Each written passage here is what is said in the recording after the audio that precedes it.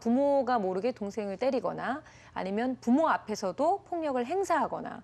근데 사실 이런 폭력을 행사하는 아이들이 점점 많아지고 있다는 게 요즘 문제인 거잖아요, 선생님. 그렇죠. 우리가 이 방송이라서요. 사실 수위를 많이 낮춘 거예요. 예. 근데 이제 실 사례들을 보면은요. 깜짝깜짝 놀랄 만한 일들이 많고요. 그러니까 직접적으로 부모를 때리는 경우도 네, 때리는 경우도 흔히 많고요. 발생하죠. 예. 그다음에 이제 어린 아이인데 동생에게 너무 심하게 해서 뭐 다치는 경우도 있고 멍이 드는 건 뭐 말할 필요도 네네. 없고요. 동생을 협박하고 공격하고 이런 경우도 많은데요. 문제는 어른들이 봤을 때는 어린아이가 그러는 거니까 얼마나 아프겠냐 이렇게 생각할지 모르겠는데요. 그거를 겪는 당하는 아이 역시도 훨씬 더 어린아이이기 때문에 그렇죠. 그건 그 피해는 이루 말할 수가 없다고 볼 수가 있죠. 네. 예. 그래서 어떻게 보면 가정 내 폭력이라고도 볼 수가 있죠. 네. 근데 선생님 이런 그 가정 폭력을 하는 아이들 아니면 뭐 성인도 마찬가지지만 주로 밖에 나가서는 너무나 얌전하고 유순해서 무슨 소리야? 그 사람 정말 좋은 사람이야. 이런 얘기를 듣는 경우가 많은 이유가 뭘까요? 근데 아까 우리 앞서 공격성 발달을 얘기했잖아요. 네. 그러니까 우리가 한번 이런 생각을 해보자고요. 우리 승연 씨 평생 동안 화를 참고 안 내고 살 수 있을까요? 아니요, 저는 불가능해요. 네, 그 누구나 불가능할 저는 진짜로 것 같아요. 불가능해요. 우리가 네. 뭐 신도 아니고 네. 성인도 아니고 우리 그냥 인간이잖아요. 인간한테는 희노애락이란 감정이 다 중요해요. 그렇죠. 어떻게 즐겁고 좋은 감정만 중요하겠습니까? 네. 인간은 자연스럽게 화나고 열받고 짜증나고 슬프고 이런 감정이 있는데요. 이런 것들을 무조건 참고 억제하는 게 중요한 게 아니라 네. 이런 것들을 제대로 제때 적당하게 표현하는 게 제일 중요하거든요. 이게 바로 공격성의 발달이라고도 볼 수 있어요. 네. 꼭 필요한 공격성. 근데 이게 잘 발달이 안 된 사람들은요. 이 대인관계에서 굉장히 많은 어려움을 겪어요. 네. 왜냐하면 대인관계만큼 미묘하고 예측이 불가능한 게 없습니다. 그렇죠. 내가 아무리 잘해줘도 이 사람이 날 어떻게 대할 줄도 모르겠고 이 사람이 어젠 이렇게 대했는데 오늘은 또 다르게 대하거든요. 그래서 사실은 굉장히 혼란스럽고 미묘한 건데 네. 이러한 어떤 타인과의 관계에 있어서의 적절히 대처를 못하면 상당히 이제 힘들어지는 거죠. 그래서 예를 들어 친구가 기분 나쁘게 하면 야 기분 나쁘다 야 뭐 이 정도를 한다든가 아니면 땡 이랬다가 놀랬지 뭐 이렇게 좀 이렇게 해서 뭔가 이렇게 긴장을 잘 해결하고 상대한테는 내가 좀 기분 나빴어라는 표현을 할 줄 알아야 되는데 그런 걸 못하는 애가 한번 있다고 생각을 해보자고요. 그러면 겉으로 보기에는 얘가 잘 참고 원만하게 지내고 오는 걸로 착각을 하시는 거죠. 네. 근데 사실은 이게 편안하고 이해가 되어져서 별로 아무렇지도 않게 넘어가는 상황이 아니라 억지로 참는 거거든요. 그렇죠. 억지로 참는 거는 병이라거든요. 네. 그리고 이 억지로 참는 불편한 마음은 절대 없어지지 않아요. 아. 어딘가에 남아요. 딱 남아있다가 다르게 표현돼요.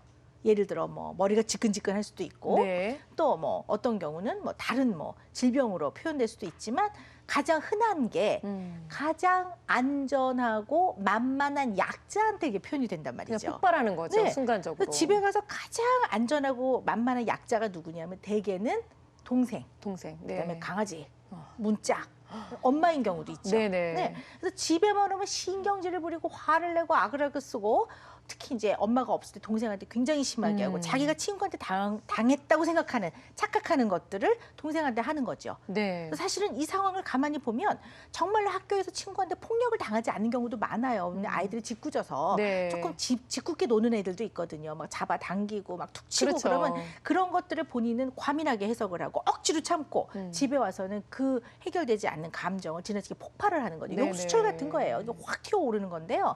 사실 이제 이럴 때 아이들이 집에 와서 굉장히 화를 내는 경우가 많고 왜 어른들도 그런 사람 많잖아요. 그렇죠. 네. 밖에서는 그냥 호인이고 하하하하 네. 하고 있다가 집에 오면 이제 갑자기 아주 작은 일에도 그냥 폭발해버리는 그런 경우가 욱하는. 많죠. 그리고 특히 또 형제 관계에서 그럴 때는요. 어떤 걸 꼭 고려해 보셔야 되냐면요. 혹시 누구를 편애하지 않는지. 특히 이제 큰 아이에게는 큰 사람의 역할을 너무 많이 강조하기 때문에 네. 때로는 이 아이가 자기가 부당하고 억울하다고 느낄 때도 많아요. 우리 첫 번째 사례처럼. 그렇죠. 네. 그리고 이제 꼭 동생들은요. 얘네들이 좀 여우 같거든요. 둘째들이 원래 그렇거든요. 그러니까요. 그러면 이제 그 아빠가 있을 때는 아빠 뭐 형이 그래 뭐 이래요. 그리고 막 소리 지르고 막 형 왜 그러냐고 막 이래서 꼭 혼나게 만들고 그렇죠. 아빠만 딱 없으면 가만히 이런단 말이에요. 그러니까 이 형이 봤을 때는 아빠가 없을 때 나의 힘의 우위를 얘한테 과시해야 되겠다. 이런 마음도 있고 평소에 쌓였던 억울함을 푸는 것도 있는 그렇죠. 거죠. 그래서 이제 이런 양상들이 집안에서 일어날 수가 있고요. 또 어떤 거 생각해 보시면 또 하나의 사파에서 보면 예전에 온순하고 얌전했던 아이고 그런데 이제 사춘기 되면서 굉장히 바뀐 아이들이 있는데요. 네. 우리가 이런 생각을 좀 해보셔야 될 것 같아요. 요즘에 어떤 엄마들, 아빠들은 이런 말씀하세요. 너무 아이들이 귀하다 보니까 요즘에는 다 들어주고 뭐 존중하라 이러니까 또 뭐 애들한테 존댓말 쓰는 부모도 있고 아유. 또 물질이 풍부하니까 또 애들 막 사주고 그러잖아요. 네. 그래서 우리는 애를 절대로 버르장머리 없이 키우지는 않을 겁니다. 아주 어. 단호하세요. 그렇죠. 그래서 예. 버르장머리 없이 키우지 않겠다. 버르장머리 없이 애가 키우는 건 절대 우리는 용인을 하지 못하겠다. 그래가지고 애를 너무 단호하게 다루는 오히려 거죠. 더 이제 잡으시는 거죠. 네, 그래서 본인들은 잘하고 있다고 생각하지만 아이를 대하는 태도가 좀 강압적이고 지시적이고 지적적이고 비난적이고 또 별로 수용 안 해주는 태도를 취하는 부모들이 없지 않아 있어요. 네. 그리고 늘 그런 건 아니지만 어떠한 이슈에 대해서는 그렇게 대하는 부모들이 있거든요. 그렇게 좀 부모가 아주 강압적이고 적대적이고 공격적인 그러한 이제 태도를 취할 때 네. 이렇게 큰 아이들이 사실은 문제가 생길 수가 있어요. 왜냐하면 어릴 때는요 부모가 너무 중요한 사람이잖아요. 그러니까 일단은 꼬리를 탁 내리고 있는 거죠. 그렇죠. 그러고 있다가 어느 정도 크면 아 내가 이제 더 이상 힘에서 밀리지 않겠다라든가 내지는 사춘기가 되면 몸의 변화가 일어나요. 남성 호르몬이 막 나오고 그러거든요. 이제 그러면 이제 몸의 변화로 인한 거에 편승을 해서 우억 하는 거죠. 그냥 뭐 아까처럼 뭐 네. 화나면 던지기도 하고. 그렇죠. 그랬더니 그렇게 잔소리하고 나를 막 몰아붙이던 엄마가 울어. 그러니까 이 아이가 느끼기에는 아 이것이 뭔가 하나의 해결 방법이구나라고 배울 네네. 수가 있어요. 더군다나 이렇게 결정적인 순간에 울어버리는 엄마들은요. 아이가 부모에 대해서 굉장히 양가적인 감정이 생길 수가 있어요. 하나는 뭐냐면 개입하고 잔소리하고 화를 내는 엄마가 무지 밉고 자기도 화가 나는데 어느 순간에 그걸 멈추게 하려면 자기가 던져야 돼요. 던져야지 종결이 되고 던지고 나니까 엄마가 막 울어요. 그럼 또 그러면 죄책감이 들 거 그렇죠. 아니에요. 막 미안하고 가엾고 이런 마음이 드는 거죠. 그렇지만 얘 마음속에는 엄마가 별로 이렇게 지도력 있는 엄마로 느껴지는 건 아닌 거죠. 그렇죠. 우스운 거죠. 네. 우습지만 한편으로 보면 짜증나고 그렇지만 또 불쌍하기도 미안하고 하고. 죄책감을 느끼고 이런 아주 복잡한 감정들이 얽히면서 늘 이렇게 어떤 문제가 생기면 종결은 늘 던지는 걸로 해결을 해버리는 거죠. 그러니까 네. 부모 입장에서는 나의 권위를 세워서 이 아이를 잘 키워야 되겠다고 생각하지만 아이를 잘 키운 것도 아니고 내 권위가 산 것도 아니고 진짜 두 마리 토끼를 다 놓친 셈이잖아요. 그렇죠. 그래서 선생님 이렇게 도전적으로 뭔가 반항을 하는 아이들을 보면 일단은 우리가 뭐 사춘기를 겪는 아이들 대부분 반항한다고 얘기를 하잖아요. 네. 일반적인 사춘기 반항의 모습과 선생님 지금 말씀하셨던 어떤 도전적인 반항의 모습은 뭐가 좀 차이가 있나요? 좀 차이가 있죠. 왜냐하면요. 사춘기 때의 반항은요. 물론 반항을 할 수 있는 특권을 가진 나이는 아니긴 해요. 네. 근데 사춘기 때는 어쨌든 자기의 생각이 분명해지면서 난 이렇게 해볼 거야라는 것들이 점점 만들어져 가잖아요. 근데 자기의 생각과 타인의 생각이 좀 다를 때, 특히 부모의 생각이 다를 때는 네. 강력하게 주장하고 요구해요. 그러느라고 좀 반항적인 태도를 보이기도 하겠죠. 그렇지만 이런 도전적 반항장애 아동들은요, 좀 다르죠. 이게 뭐가 다르냐면요, 아이와 부모와의 관계에서 가장 중요한 게요, 애정에 대한 신뢰예요. 네. 그러니까 부모가 기본적으로 나를 사랑하고 있다라는 믿음과 신뢰가 있어야 되는데 이 믿음과 신뢰가 없으면 어떤 문제가 생기냐면 부모도 인간이니까 아이를 키우다 보면 실수를 해요. 그렇죠. 때로는 가르친다고 하는 말들이 애가 듣기엔 섭섭할 수도 있고 부모가 지도하는 것들을 하지 말라는 거에 애가 억울하기도 하고 서운하기도 하거든요. 그렇지만 기본적으로 부모와의 사랑에 대한 믿음과 신뢰가 있으면 이런 것들을 잘 넘어가요. 네. 근데 그게 없으면요. 부모가 하는 말에 이를 갈고 복수를 해야 되겠다고 생각하고 응징한다 그러고 막 어휴. 빠득빠득 화를 내고 네. 이러거든요. 쉽게 말하면 아주 분노하고 부모가 조금 안 들어주는 거에 엄청나게 절망을 해요. 네. 그래서 사실 제일 중요한 게 이런 사랑에 대한 어떤 믿음과 신뢰이거든요. 이게 있느냐 없느냐 차이가 있는 거죠. 도전적 반항적 아이들은 이런 것들이 없을 가능성이 있고요. 네. 그러니까 사실 가장 기본적인 거는 사랑.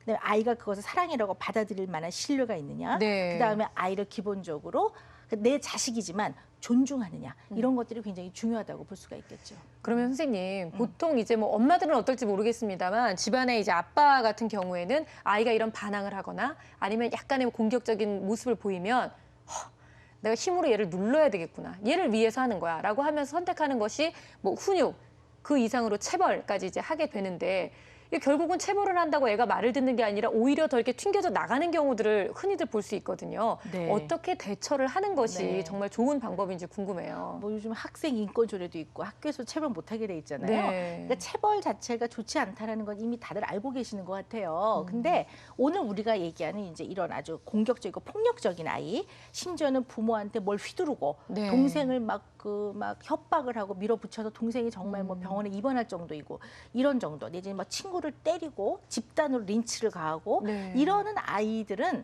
이 행동이 사회적으로 용인되지 않는 행동이고 이 행동을 계속 가지고 갔을 때는 굉장히 문제가 되잖아요. 자신한테도 문제가 되고 타인한테도 문제가 되고 사회에도 해악을 끼치니까 네. 이런 경우라면 이렇게 사회적으로 허용되지 않는 경우라면 체벌을 해서라도 따끔하게 그러니까요. 가르쳐야 뜯어 되지 고쳐야 되는 거 아니냐. 않을까 이렇게 생각하시는 부모님들도 있거든요. 그래서 저는 그럴 때도 뭐라고 말씀을 드리냐면요. 결국 아이들의 공격적인 행동에 대해서 부모가 체벌을 하는 것도 아이 입장에서는 또 다른 형태의 폭력과 공격으로밖에 받아들이지 않기 때문에 그럴 수 있죠. 절대로 결과가 좋지 않다라고 네. 말씀을 드리는 거예요. 왜냐하면 기분 좋게 딱 조절해서 체벌하는 경우 거의 없어요. 우리 솔직해지자고요. 그렇죠. 거의 없습니다. 굉장히 감정적으로 격분하기 때문에 네. 본인들은 미워하는 거예요. 내가 애를 가르치려고 그런다. 그러니까 어떤 교육이라는 미명하에 또 다른 폭력을 행사하는 거기 때문에 네. 폭력적인 아이를 폭력적으로나 공격적으로 대하는 거는 정말 제일 나쁜 문제 해결 방법입니다. 그러면 선생님, 우리가요, 지금 이제 조금 더 심각한 얘기지만 약간 그 심각성을 덜어내고 일상에서 나타나는 좀 소심한 반항 같은 거 있잖아요. 얘 게임 그만해라. 그랬더니 얘가 갑자기 이씨 게임기를 집어 던져요. 네. 뭐 이제 저 뭐 하고 공부해야지. 그랬더니 에이 그러면서 이렇게 툭 쳤는데 갑자기 뭐 의자가 넘어졌어요. 뭐 이런 거일 때 그래 너도 기분이 나쁠 수 있겠구나 하고 너무 뭐라고 할 수는 없지만 일단 이건 공격적인 거니까 그리고 난폭한 행동이니까 혼내야 될 것 같기도 하거든요. 네. 이런 건 어떤 식으로 좀 마무리를 지어야 되나요? 그게 요즘 엄마들 특히 열심히 이제 아이 잘 키우려고 교육받고 우리 60분 부모 열심히 보는 부모님들의 네. 딜레마예요. 그러니까요. 왜냐하면 아이가요. 게임을 막 하고 싶은데 엄마가 이제 그만해 그러면 애가 화를 확 내거든요. 공감을 해줘야 되는데 이제 거기서 또 고민이 빠지는 거예요. 하고 싶었구나. 그래도 던지는 건 안 돼. 뭐 이렇게 해야 되는 건지. 그렇죠. 하고 싶었는데 엄마가 못하게 해서 화났어? 뭐 이렇게 이렇게 해줘야 될 것 그렇게 해야 되는 거 아닌가요? 네. 근데 이제 그렇게 얘기를 하다 보면 또 걱정이 돼요. 내가 계속 이렇게 해갖고 애가 문제 행동이 고쳐지게 될까 이런 그러니까요. 생각들을 하시는 네. 거거든요. 근데 문제는 아주 그 지침은 단호해요. 하나는 뭐냐면 문제 행동은 가르쳐 주셔야 해요. 뭐 어떻게 훈계를 하든 따끔하게 가르쳐 줘야 되는데 그걸 먼저 하시면 안 돼요. 네, 그리고 아이의 입장에 대한 수용, 네. 이 아주 공격적으로 부정적 감정을 표현한 것들은 수용해 주셔야 돼요. 수용이라는 네. 게 무슨 얘기냐면 안전하게 표현하는 경험을 하는 게 되게 중요해요. 아이가 이렇게 화를 확 냈는데 부모가 한 수 더 떠서 화를 내요. 되로 주고 말로 받는 거죠. 네. 쉽게 말하면 너 이게 부모한테 무슨 이거 어디다 대고 이렇게 잃어버리면 애가 어이쿠나 이렇게 돼요. 그렇죠. 그래서 그 정도까지는 아닌 건데. 그러니까 무슨 생각을 하냐면 이렇게 부모가 화를 낼 때 내가 겪는 이 두려움을 보니까 화내는 건 나쁜 거네. 절대 내면 안 되겠구나. 나쁜 행동이라고 생각이 들어서 화를 제대로 못 내요. 화를 늘 낼 때는 굉장히 불편하고 주저하게 되고 그리고 나서 화를 내고 나서도 굉장히 죄책감에 빠지고 그렇지만 우리 아까 전제가 인간이기 때문에 화를 안 내고 날 수도 사는 있는 거는 거죠. 불가능하다고 말씀드렸잖아요. 그러니까 제대로 적당히 제때 내는 것을 못 배운다는 거죠. 그것을 가르치는데 가장 중요한 것이 네. 아이들이 부정적이고 불편한 그런 그 감정을 표현했을 때 부모가 안전하게 받아주는 거죠. 아유 화내 이게 안전한 게 아니라 그거 어떻게 해야 내가 되는지 이렇게 정확하게 화를 내면 알려주세요. 네. 너가 화난 거는 알겠어. 이렇게 나오는 거죠. 아. 네가 화났다는 거는 알겠어. 근데 엄마가 지금 얘기할까 아니면 너가 너무 격해 있으면 좀 이따 얘기할까 정도로 얘기를 하는 거죠. 내가 막 화를 내고 있으면 그냥 가만히 보시는 것도 좋은 방법이에요. 그게 안전한 진짜 거죠. 무서워요, 선생님. 네. 화내고 있는데 엄마 이렇게 쳐다만 보고 있어요. 째려보면 안 돼요. 이렇게 잘 정확하게 잘 보고 이렇게, 예. 그럼 애들이 왜 쳐다봐요? 뭐 또 이러기도 해요. 이 녀석이 그러면 진짜 내가 참고 있는데 그러면 이러면 안 되는 거죠, 그렇죠. 선생님. 그러면 안 네. 안전한 거예요. 그럴 때는 어떻게 해야 되냐면 기다리고 있는 중이야. 엄마가 너하고 얘기하고 싶거든. 뭐 이 정도로 얘기하시는 거죠. 그래서 굉장히 차분해야 돼요. 네. 그래서 애가 막 씩씩거리고 막 이러면 이제 정점을 찍고 내려와요. 네, 조금 네, 있으면 그렇죠. 이제 괜찮아지는데 조금 줄어들면 화난 건 알겠지만 네가 매번 이렇게 화를 내는 거는 좀 문제가 있다. 그리고 엄마는 네가 약속한 만큼 하고 즐겁게 게임을 했으면 좋겠다. 근데 이것을 어기고 매번 이렇게 화를 내면 내가 시켜줄 수는 없다. 그리고 그냥 안 시켜주시면 돼요. 다음 날 애가 막 뭐 쫄르고 난리를 이러고 쳐도. 쳐도 네가 지키면 연습하면 시켜줄 수 있어. 이렇게.